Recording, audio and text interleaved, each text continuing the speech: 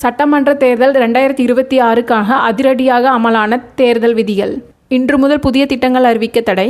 2 அரசு வாகனங்கள் அரசு ஊழியர்கள் மற்றும் அலுவலகங்கள் தேர்தல் பிரச்சாரத்திற்கு பயன்படுத்த தடை.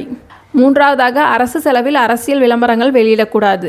4வதாக அமைச்சர்கள் அதிகாரப்பூர்வமான பதவியை பயன்படுத்தி வாக்குகள் கேட்கக்கூடாது. 5வதாக அதிகாரிகள் இடமாற்றம் நியமனம் செய்ய முடியாது. 6வது பிரச்சாரத்தில் மதம் சாதி சமூகத்தை தூண்டும் பேச்சுக்கள் தடை. 7வதாக வாக்காளர்களுக்கு பணம் பரிசு மதுபானம் வழங்குவது சட்டவிரோதம். 8வது பிரசார கூட்டங்கள் ஊர்வலம் நடத்த முன் அனுமதி பெற வேண்டும்.